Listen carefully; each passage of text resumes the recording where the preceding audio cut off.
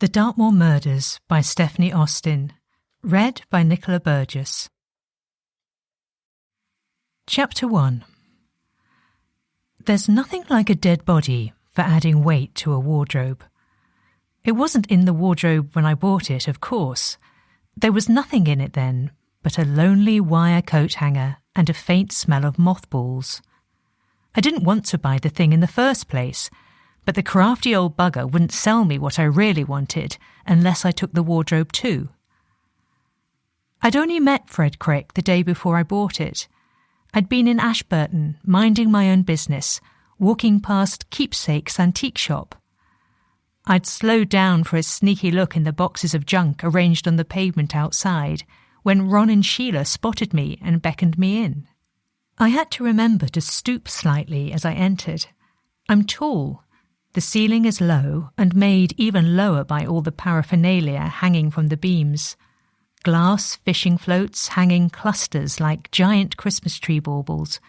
I've tangled my hair in chandelier drops before now, and I nearly brained myself on a copper preserving pan the last time I'd come in. Entering Keepsakes at all had become a hazardous experience. The sheer quantity of clutter makes it dim inside the shop, and at first it wasn't easy to distinguish Fred from the dark mahogany and dusty velvet surrounding him.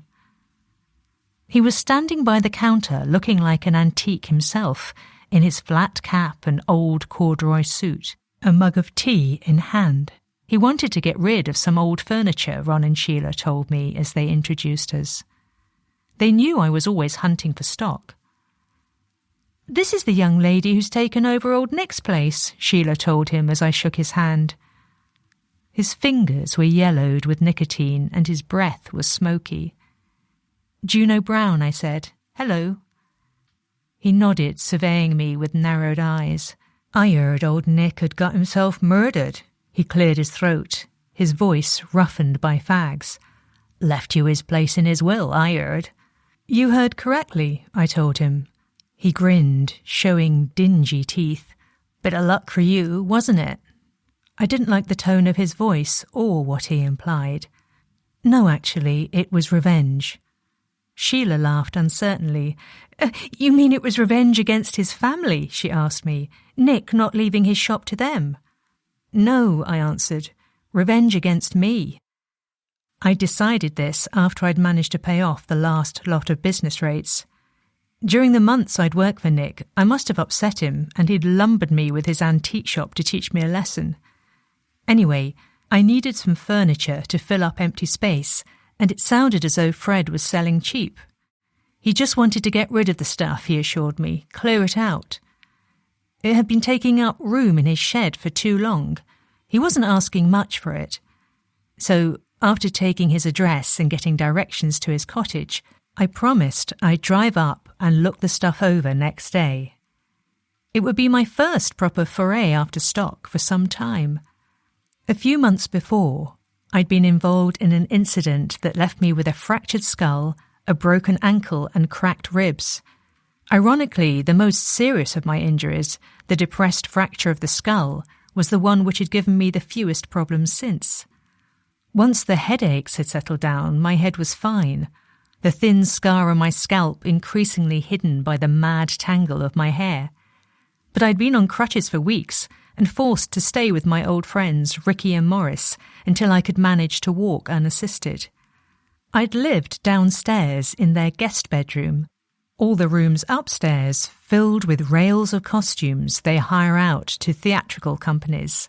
I'd had to attend a christening in April with one leg protected by a big Kevlar boot, which rather ruined the effect of the chic Chanel dress I'd borrowed from their stock. Now I was safely back in my own flat, and except for my ankle aching whenever I changed gear, I was fine. It was a relief to be back in my own space, even if it meant swapping Morris's cooking for mine, and the Georgian gorgeousness of Druid Lodge for a flat with a mouldy kitchen wall and dodgy boiler. And it was a relief to be out and about again, returning to my work as a domestic goddess, dog walking, gardening, caring and cleaning for my various clients round about, the business I'd been engaged in before I'd inherited Old Nick's. At least my enforced stay indoors had allowed me to take stock in the shop, catch up on some polishing and read some books on antiques, a subject about which I am still deplorably ignorant. I'm studying silver hallmarks at the moment, trying to educate myself on one thing at least. So, despite the fact I had found him vaguely obnoxious, I looked forward to my trip up to Fred's place. It wasn't far to drive, white van trundling up the hill out of Ashburton, past Buckland and over the moor towards Widdicombe. It was a pretty run, with spring just turning to summer, the hedgerows frothing up with the creamy yellow heads of Alexanders, and here and there a touch of white may blossom. I'd missed the primroses of spring hobbling about indoors. According to Ron and Sheila, Fred had made a pile of money selling off his old farm, except for the workers' cottage where he now lived. I found his old place, Cold East Farm, easily enough, the farmhouse set back from the road, separated by a garden and an orchard. The current owners had invested in a new thatch.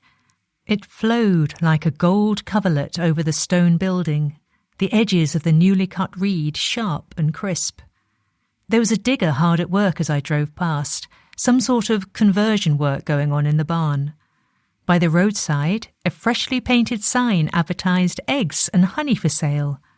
There was a sense of optimism about the place, of new replacing old, of moving forward. The same couldn't be said of Fred's cottage a quarter of a mile further on. Here the sagging thatch was turning black with rot, heavy with moss, and urgently in need of replacement. But Fred was a skinflint, Ron and Sheila warned me, and wouldn't spend any money. Make sure he doesn't charge you too much for that old furniture, they said. Don't worry, I told them, I won't. For one thing, I haven't much to spend. I would have loved to poke about inside that cottage, but to squint through the foggy glass of a tiny window whilst waiting for Fred to respond to my knock on his door showed me nothing more than a deep and cobwebby windowsill, and was as close as I got. From his doorstep I could look down the valley towards Widdicombe in the moor, the fields a quilt of different greens stitched together with dark lines of hedgerow. Fred emerged suddenly, greeting me with a nod, a skinny roll-up pressed firmly between his lips, and pulled the door sharply behind him. I could smell whiskey on his breath. Furnish is over here. He gestured towards a ramshackle shed and led the way. Just a few bits I brought with me from the farm, but I haven't got the room for 'em. I followed him through an overgrown garden that, like the thatch, was screaming for attention, invading brambles ramping over tumbled stone walls, wandering chickens picking their way through the long weeds. Your new neighbours seem to be busy, I ventured. Lovely new thatch. It seemed Fred did not approve of the people who'd bought his farm. Call themselves farmers? Bloody toy farmers, that's all they are, them with their fancy breeds of sheep. What's wrong with an honest Dartmoor whiteface, he demanded. They're going to do cream teas, he sneered, and they're converting that stone barn into holiday cottages for bloody tourists. Lots of farms around here offer holiday accommodation, I pointed out. It helps pay the bills. Fred snorted. Ain't proper farming though, is it? The light inside the shed was dim, sunlight falling in ragged slices through gaps in the wooden walls. It was cluttered with rusted lumps of farm machinery whose purpose I couldn't identify. There were old tools hanging from the rafters, a few vegetable crates piled in the corner, and some hulking shapes hidden beneath mouldy-smelling tarpaulins scattered with bird droppings. Here we are. Fred threw back a tarpaulin with all the flourish of a magician performing his greatest trick, and I coughed, trying not to inhale too much of the dusty cloud flicked up from its surface. Revealed was an ugly dark wardrobe with a speckled mirror set in its door, and an old chaise longue with a lump of horsehair stuffing poking through its cracked leather seating. There were several wooden fruit boxes filled with items wrapped in newspaper, a brass warming pan, and a writing table. To be exact, it was an 18th century writing table in golden walnut, its slender legs tapering to carved ball and claw feet. The drawer in its bow front hung with delicate drop handles. I ran a hand over the walnut veneer. The surface should have been glossy, but this was clouded and buckled, the edges of the veneer lifting, almost certainly the result of damp. A table like this shouldn't be kept in a shed, protected by nothing but an old cloth. It would take skillful restoration to bring it back to the way it should look. I slid open the drawer, which jammed halfway. I had to wiggle it gently to get it out. I turned it over. The dovetail joints were hand-cut, suggesting an early date. Later they would have been cut by machine. I looked up. Fred was watching me closely. Even in the dimness I caught the gleam in his eye. I'd shown too much interest. Genuine or not, the price of this writing table had just gone up. I replaced the drawer and looked around me as if I was expecting something more. "Is this all of it?" I asked with an attempt at indifference. I pointed to the wooden fruit boxes. "What's in those?" He shrugged. "Take a look." I unwrapped damp-smelling newspaper to find a pair of ugly vases and various mismatched components of brass oil lamps, some with their glass funnels intact, all of them missing their decorative shades. There were also some stone cider jars and old flat irons, the sort of things that make useful doorstops or look good sitting by the range of a modern country kitchen. "So, how much for what's in the boxes and that brass warming pan?" I asked. I didn't mention the writing table. I'd get round to that.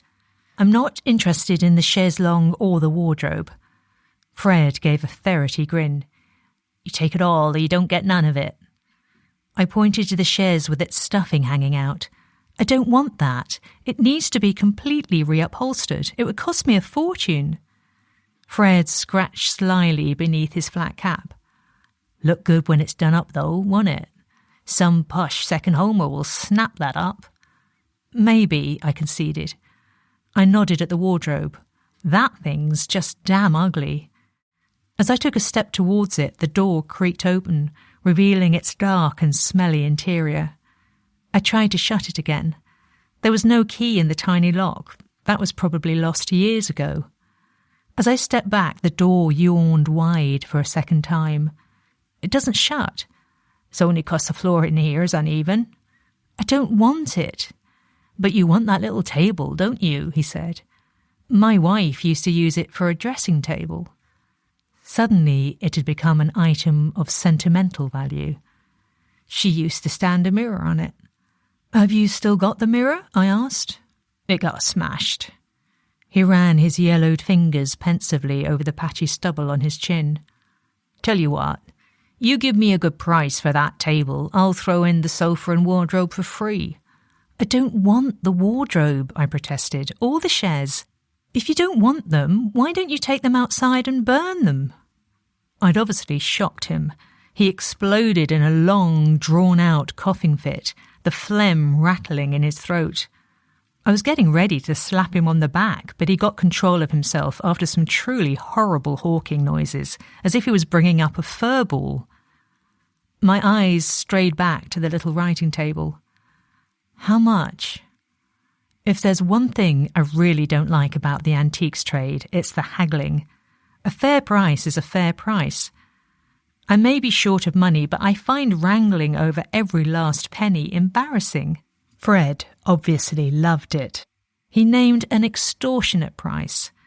It took 15 minutes to settle on a figure I could reasonably afford.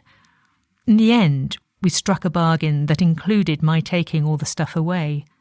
The little writing desk was small enough to fit in White Van. I could have taken it with me, but Fred wasn't having that. I could only pick it up when I'd collected the chaise longue and wardrobe, he insisted. Otherwise, I might not come back for them at all. "All right," I agreed unhappily, "but I can't do it today. To shift all that lot, I'd have to hire a lorry." He shrugged. "Stuff's not going anywhere. You pick it up when you want. Doesn't matter if I'm here or not." Before I handed over my money, I demanded a written receipt. He'd grinned. "Don't you trust me?"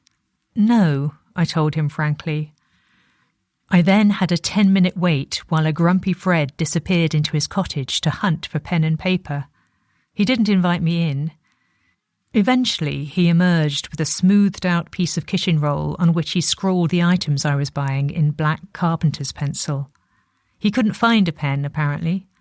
He apologised for the brown stain on the paper, which he assured me was only pickle. I held out my hand for it, but Fred held it back, staring at me appraisingly. "So why did old Nick leave you his place then?" he asked. "Young creature like you?" I shrugged. I wish I knew. He gave a jaundiced leer. "You turned his head, I reckon. All that red hair." He ran his eyes over me in a way that made my skin crawl. "You're like one of them Viking women off the telly. Enough to do for any bloke." I made no response to this, other than to wonder what on earth he'd been watching. I just eyed him balefully and held out my hand for the pickle-stained receipt. He chuckled and let me have it.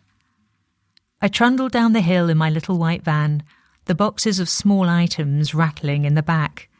Actually, we hadn't struck a bad bargain. I just hoped I hadn't made a mistake about that writing table. On the way back, I stopped at Cold East Farm. I was not so much lured by the prospect of free-range eggs and honey as a nosy desire for a look around, but I brought some anyway. I ignored the honesty box nailed to the fence and walked up the little track towards the farmhouse. The front door was open and I knocked, calling out a hello. A little blonde angel of about 2 years old scampered to the door, took one look at me and turned back whimpering, colliding with a young woman with cropped fair hair who scooped her up in her arms. "Amy's very shy," she explained as the little girl hid her face. She smiled at my request for change and invited me into the cheerful chaos of her kitchen for a cup of tea. Her name was Carol, she told me, and she'd bought the farm along with her husband a year ago. "I saw your van go up the hill earlier," she said. "Have you been to see Fred?" I told her about my purchases and she laughed. "He's a weird old chap. He sold us the farm last year, but he doesn't really want to let it go." I gathered that. I don't think he approves of change. She rolled her eyes. "He doesn't approve of anything we're doing, but we've only just started." She pointed towards the barn. 4 self-catering cottages we're creating there, and we're building a toilet block and laundry out in the paddock for campers. You've got to diversify these days if you're going to survive. "You're after the holiday trade then," I said.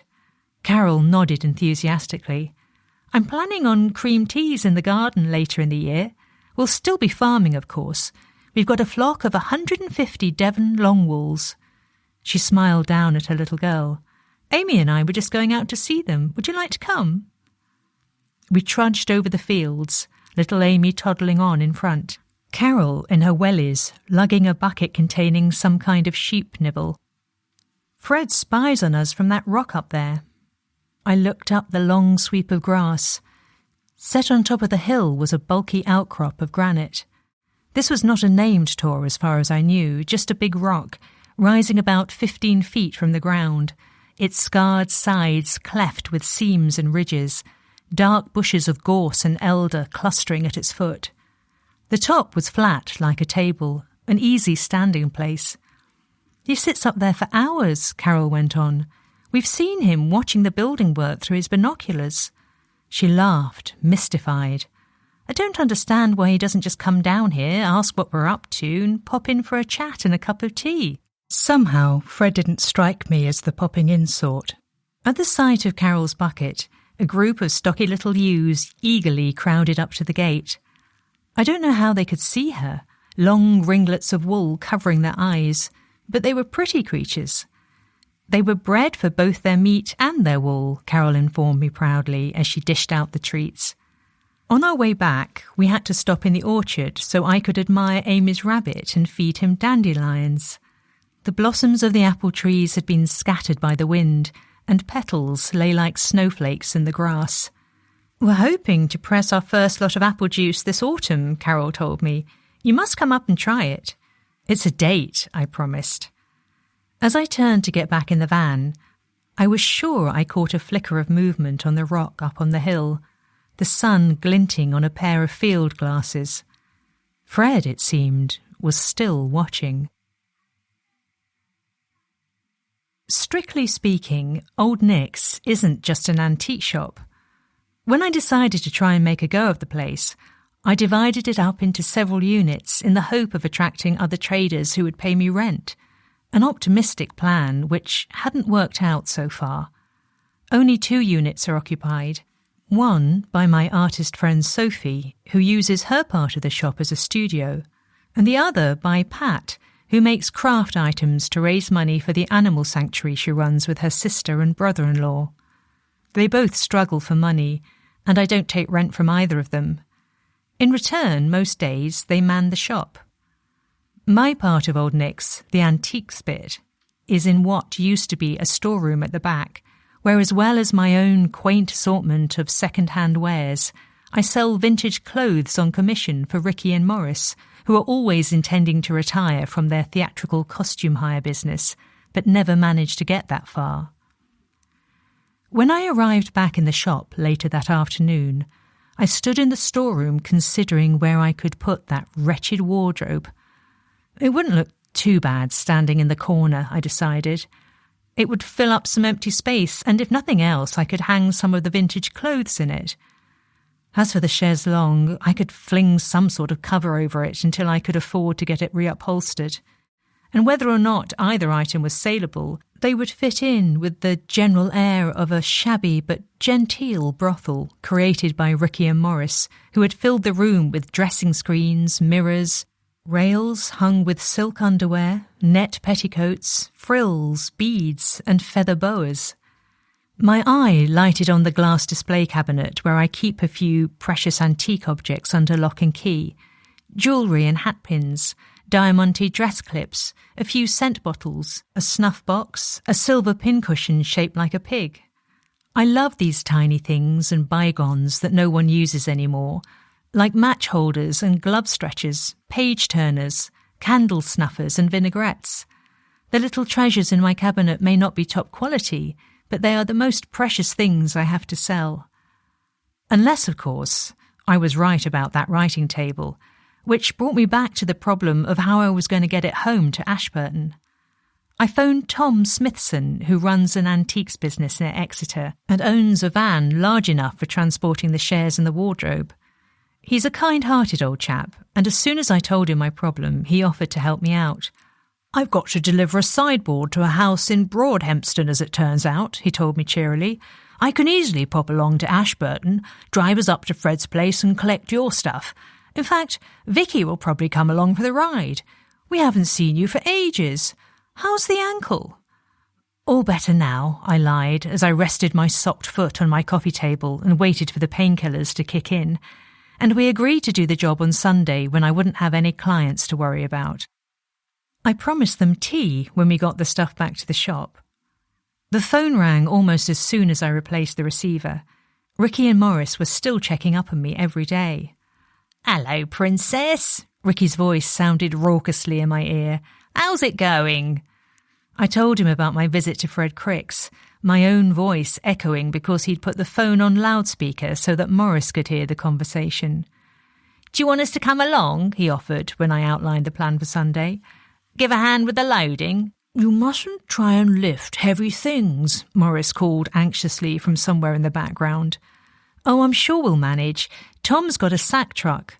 I don't think things are too heavy, and Fred might even lend us a hand if he's around." "Tell you what," Ricky said, "we'll pop down to the shop and help with the unloading when you get back this end." No amount of arguing would persuade them that their help wasn't needed. They hate to miss out on whatever's going on. "We'll get the kettle on for you when you arrive," he promised. "And we'll bring cake," Morris shouted. Well, that settled the matter. Cake. No further argument required. Chapter 2. My alleged admirer, Mr. Daniel Thorncroft, did not ring me that evening. He hadn't phoned me for 2 weeks, and my pride won't let me phone him. This is the man who, after a brief but eventful stay in Ashburton, swore he wanted to get to know me better, and then buggered off to work in the Scottish Highlands for 6 months. He is passionate about his work, and also inclined to be absent-minded, so it's not impossible that he has forgotten about me altogether. I've only seen him once since the incident. He travelled by train to Bristol for a weekend conference and hired a car to drive down to Ashburton to see how I was. It was very sweet of him because he could only stay an hour before he had to drive back again. I was still convalescing with Ricky and Morris then, hobbling around on my crutches. It wasn't a good day for me. I was suffering from a blinding headache and feeling wobbly, but we managed a brief encounter over tea and cakes. We had exchanged letters when I was in hospital, but it was the first time since the incident that I had seen him face to face. I was still uncomfortable with the fact he'd saved my life. In the past, I'd always managed to get myself out of trouble. The difficulty was I didn't know how to thank him and he didn't know how to be thanked. In the end, we'd agreed never to mention the incident again. It was an awkward meeting, made more awkward for me by the suspicion that Ricky and Morris, who had graciously left us alone to give us some privacy, were in fact lurking somewhere where they could hear every word. Oddly, there was someone missing who might have lessened the awkwardness between us. Lottie, Daniel's little whippet, but he'd left her behind in Scotland, looked after by friends, because she was nervous on public transport. So we talked mostly about my recovery and a little about his work and his plans for the derelict house he'd inherited from his aunt. He'd hoped that he'd be coming to settle in Devon as soon as he'd finished his current project in Scotland. It's just he wasn't sure how long that was going to take. He almost made himself late for catching his train, and our farewell kiss was snatched in haste. That was weeks ago, and in the time since, I have often thought about how intelligent and funny he was, and wondered why it had taken me so long to realise how much I fancied him. To be honest, I'm not totally sure what he does. He works for a company involved in rewilding projects and calls himself an environmental analyst, whatever that is. He claims to be no more than a glorified number cruncher, an analyst of data, and whilst I have certainly observed him crunching numbers on his computer, I get the feeling he's a lot more hands-on than that. Apparently, he was one of the founding members of this company and says his job description is elastic. He does whatever's needed. He's currently involved in a scheme to return wolves to a Scottish island, except he won't say which one. He's a bit of a mystery man, intriguing but annoying. The mobile phone signal where he's currently staying is no more reliable than the one here in Ashburton, so I suppose I shouldn't be surprised at his lack of contact. We'd be better off relying on smoke signals. Anyway, typically he left his umbrella behind when he came to visit me, and if he ever wants to see it alive again, he'll damn well have to come and fetch it. There was no sign of Fred Crick when I arrived at his cottage with Tom and Vicky on Sunday afternoon. His battered old car was parked in his garage, visible through the sagging wooden doors, but he didn't seem to be at home. Perhaps he'd gone to the pub. He didn't respond to our knocking on his front door or calling out his name in the garden. We wandered round the back and tried the kitchen door, but there was no response there either.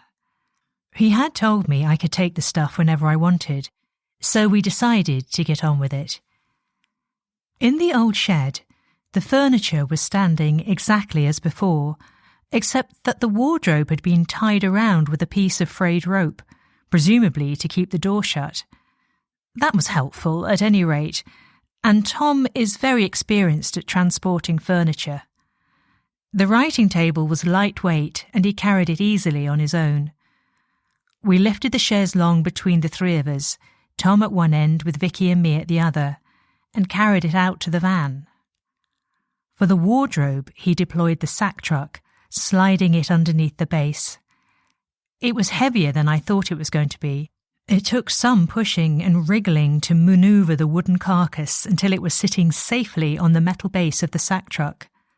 Then Vicky and I steadied it as Tom leant it back at an angle so that it could rest against the frame as he wheeled the thing away.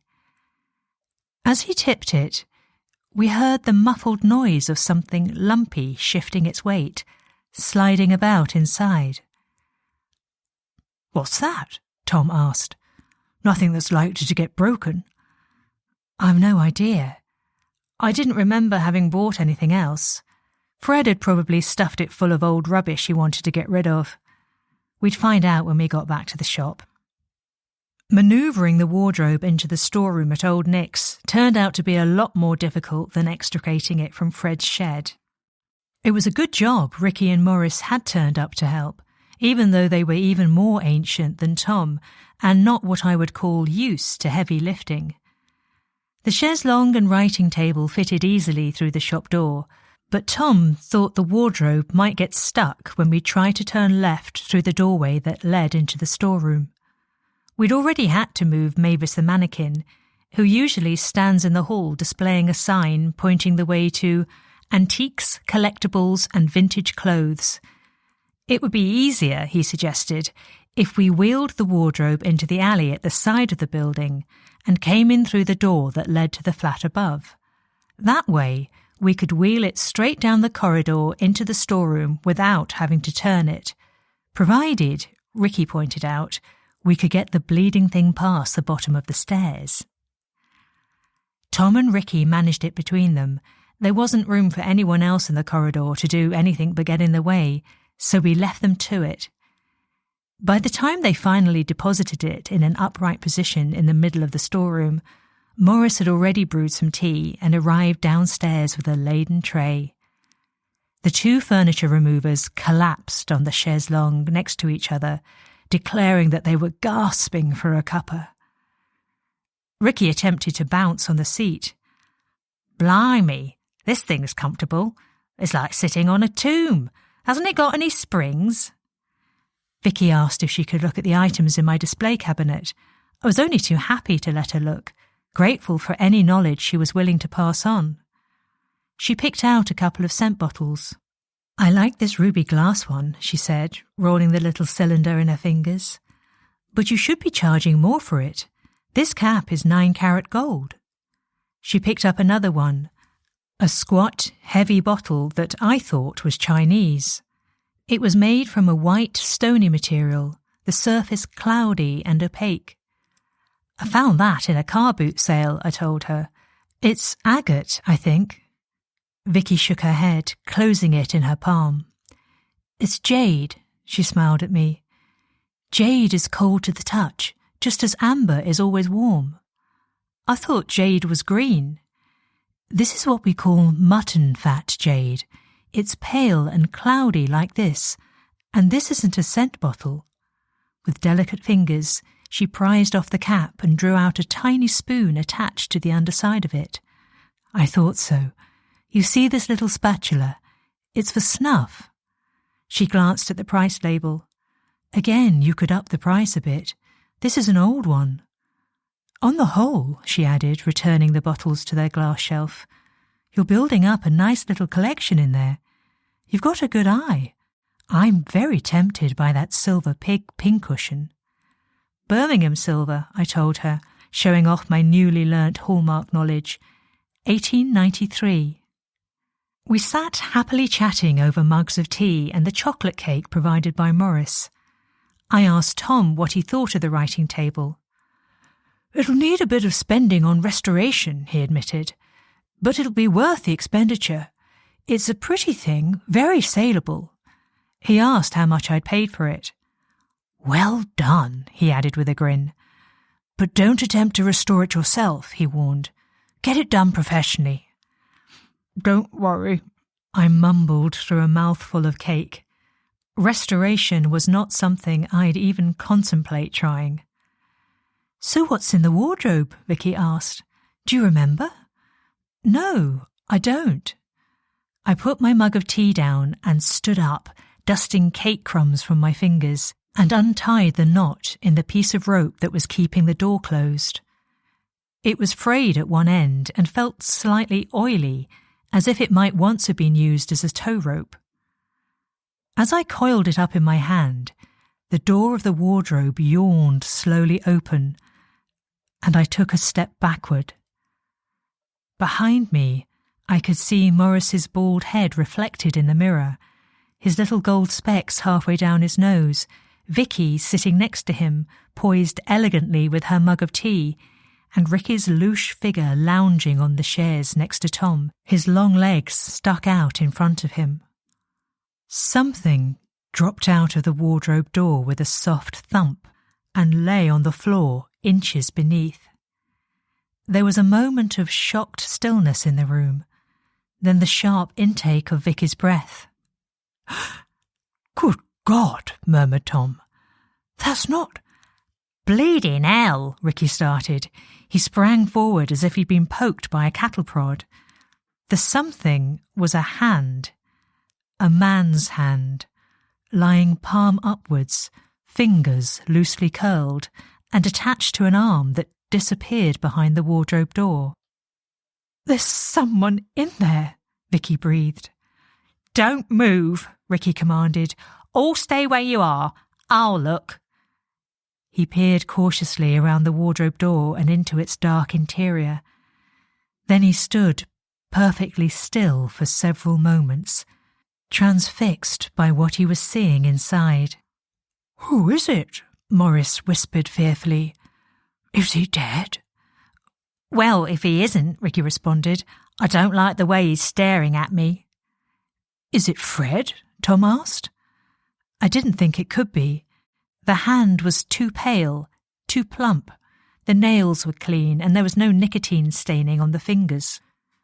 I peered cautiously around the edge of the wardrobe door for a look. The man slumped in the bottom of it was obviously dead, his pale eyes wide and staring, his lips drawn back in a ghastly grin as if death had come as a shock to him. He looked like a ventriloquist dummy or a collapsed puppet with its strings cut. He was younger than Fred, with thin, crinkly brown hair receding from a round face. "Who is he?" Ricky asked me, his gaze held by the corpse. "I don't know." "Well, you had him delivered." "I've never seen him before." "We're sure he's dead, are we?" Tom came to join us by the wardrobe door. "Oh yes," he added, seeing the fixed grin and staring gaze. "So he is." Even so, I thought we ought to feel for a pulse. After a moment's hesitation, I knelt down and placed my fingers on his wrist. "Anything?" Tom asked. I shook my head. There was not the faintest flicker. Nothing at all. I withdrew my fingers, unable to resist the impulse to wipe them on my jeans. "He's, still... well, he's not cold. He can't have been dead very long." "Phone the police," Ricky instructed Morris as he edged nervously round the door to take a peek. But Vicky had already pulled out her phone. "You won't get a signal down here," I told her. "Use the landline up in the flat." Right. She headed upstairs, sensibly deciding not to look at the corpse herself. "Tell them there's been a murder," Ricky added. "How do we know he's been murdered?" Morris asked, blinking nervously. "Well, what do you think he's doing in there? Playing hide and seek? Looking for Narnia?" "No, but—" Ricky rolled his eyes in exasperation. "He didn't stuff himself in the wardrobe now, did he?" I looked down at the piece of frayed rope that had kept the door tied shut. It lay on the floor in a big question mark. "No," I agreed grimly. "He didn't." Chapter 3. As he stood surveying the inside of the wardrobe, Detective Inspector Ford did not look like a happy man. "You've done it again, Juno," he admonished me, glowering from under his heavy brows. "It's not my fault I keep finding bodies," I protested. "I don't do it deliberately. I didn't buy the wardrobe and ask Fred to chuck a corpse in for free." "You say Fred Crick wasn't about when you picked the wardrobe up?" "No," I responded. "Well, he didn't answer his door. I wouldn't have put it past Fred to have deliberately ignored our knock so that he didn't have to come out and help move the furniture." The inspector turned to his colleague, Detective Sergeant DeVille. "Get up to his place and find him. We need to ask Mr. Krick some questions, and get Collins up there as well." "Sir," she answered crisply. As she passed, she shot me a sharp look from her strange violet-coloured eyes. Relations between Cruella and I were not exactly cordial. "Let's clear this room, shall we?" Inspector Ford went on. "Let the scene of the crime officers do their job." He ushered us all out before him, and we trickled into the main shop. "Constable, we'll need to take statements from each of these ladies and gentlemen." He addressed the woman in uniform who'd been hovering awkwardly in the hall like an animated version of Mavis, "and then I would like them all to go home." He turned to me. "Is there another room we can use?" I suggested the kitchen upstairs, but the inspector decided it would be better if we all waited up there and he took our individual statements down in the shop. So we sat around the kitchen table waiting for our turn to be called and having a macabre conversation about the logistics of stuffing a dead body into a wardrobe, particularly if it didn't want to go. It's the kind of thing people do when they're feeling slightly hysterical. "Were there any signs of violence on the body?" Vicky asked. I shook my head. "Not that I could see, but he was sort of folded up, collapsed forwards. I couldn't see much of him." "You know, the thing is," she went on, frowning, "while we were at Fred's place earlier, I had the oddest sensation that we were being watched." She gazed up at me, her blue eyes serious. "Didn't you?" "Can't say I noticed," I admitted. Perhaps Fred was lurking somewhere, peering at us through his binoculars. "Your imagination's getting the better of you, old girl," Tom told her cheerfully. "It's not," Vicky responded, annoyed. "I had a definite feeling we weren't alone." "Well, I didn't notice anything." "Well, you wouldn't," she retorted. "A herd of elephants could have hurtled through the place and you wouldn't have—" She was interrupted by a tentative knock as the lady copper stuck her head around the door. "I'm sorry, Miss Browne," she said to me, "but I'm afraid forensics is going to have to remove the wardrobe." "Blimey, he's not still in it, is he?" Ricky demanded. "Can't they get the poor bagger a stretcher?" "The body's already been removed, sir," she reproved him, her cheeks reddening. "Take no notice of him, miss," Morris said to her kindly. He nudged Ricky with his elbow. "Show a bit of respect." "They can take the wardrobe and burn it," I told her. "I never want to see that thing again." "Tell them they can borrow my sack truck to move it," Tom called to her. She nodded and made a hasty retreat. Shortly afterwards we heard a lot of banging from downstairs. It seemed the forensics team weren't finding it any easier to move the wardrobe than we did. I don't understand why statements have to take such a long time. Frankly, there wasn't a great deal to say, but we sat in that kitchen for hours. I was left till last, of course, but instead of taking my statement, the inspector told me he was driving me up to Fred's place. "I want you to show me this shed. I want to see exactly where this wardrobe was standing before you took it away." "You think whoever stuffed that poor man in there might have left traces behind?" He grimaced as if he thought this was unlikely. "We live in hope." In fact, it wasn't the inspector but the WPC who drove. As we broached the top of the hill heading towards Widdicombe, an urgent buzzing came from the inspector's phone. "What?" he demanded loudly of the caller. "You're joking. Oh, bloody hell." He sighed heavily as he disconnected. "Step on it, Constable," he urged the driver. "Fred Crick's cottage is on fire." There's a lot of smoke when a thatch catches fire. We could see it, thick and black, billowing into the soft pink of the early evening sky long before we arrived. We could smell it too, taste it, acrid and bitter even inside the car. By the time we reached Fred's cottage, it was well alight, each window a blazing rectangle lit by orange flames. 2 firemen, perched up on ladders, were battling with drag hooks to pull the thatch away, flinging aside the smouldering reeds and sending sparks flying into the air. Other crewmen worked with hoses, flooding the ground with puddles that shone golden, reflecting the flickering light of the flames. There were 3 appliances in attendance, crews drawn from Buckfastleigh and Newton Abbot, as well as from Ashburton and Torquay. All thatched properties were held on a fire service at-risk register, I learnt later from a talkative fireman, and it was standard practice to bring additional pumps and a water bowser to such a property whenever a shout came in. There was also an ambulance drawn up on the roadside. As we stopped and got out of the car, I could see Cruella and Detective Constable Dean Collins standing in the road, talking to the fire officer in charge. "Take Miss Browne to that shed," Inspector Ford instructed our driver, slamming the car door as he got out. "Get her to show you exactly where she found this wardrobe. I'll be with you in a moment." And he strode off to join his fellow officers. It was almost dark inside the shed. The only light an orange flickering glow coming through the gaps in the walls. But I showed the constable where the wardrobe and the other furniture had been standing. She cast around, shining her torch over the earthen floor. But if there were any significant footprints, Tom, Vicky and I had probably obliterated them with all our comings and goings.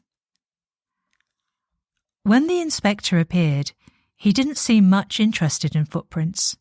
"Come with me, constable," he barked. "Back in the car, please, Miss Browne," he ordered me, "and stay there." "Oh, don't you want—" "Just do as I tell you," he snapped. Then he drew breath and after a moment added more politely, "Please, Juno."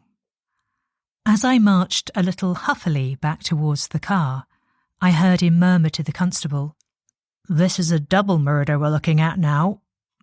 I stopped in my tracks, turning back to stare at the blazing building. The crew were playing their hoses on the roof, flames crackling upwards through what was left of the thatch. I could feel the fierce blast of heat from where I stood. "It's all over now," a voice told me with gloomy satisfaction.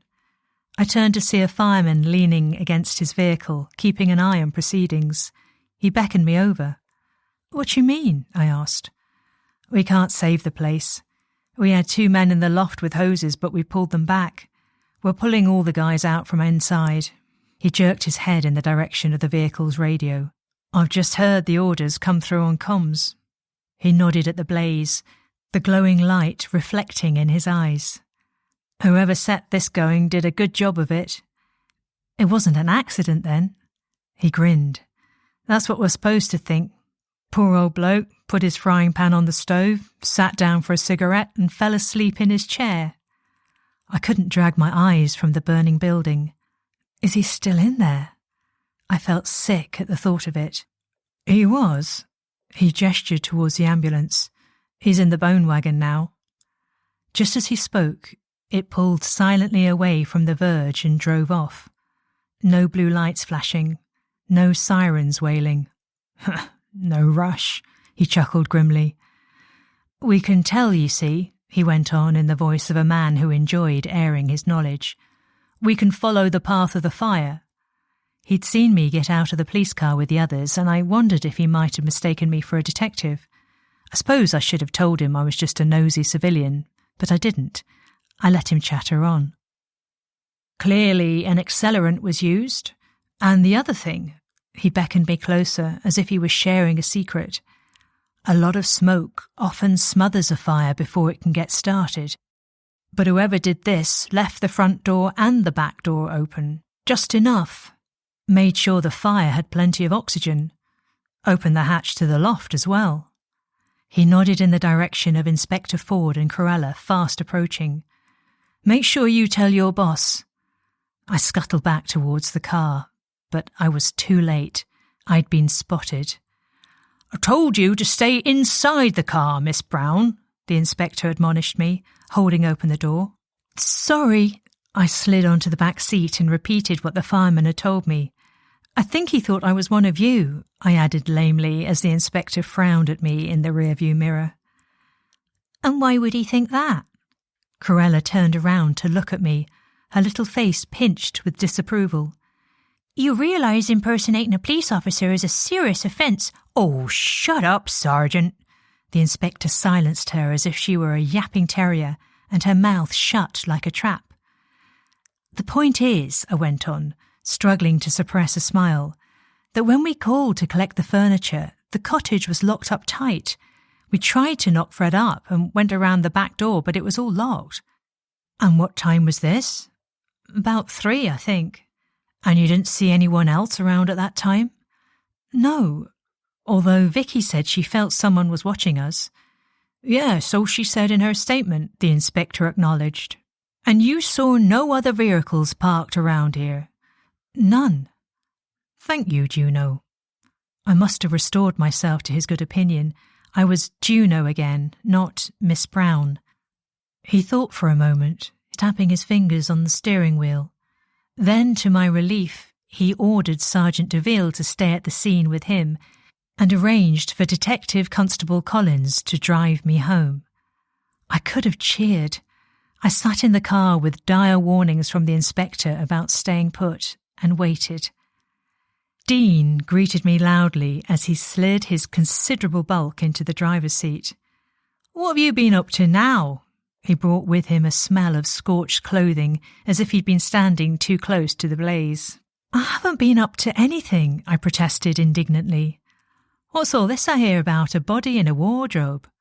He turned to look at me, his blue eyes twinkling. "You getting them delivered these days?"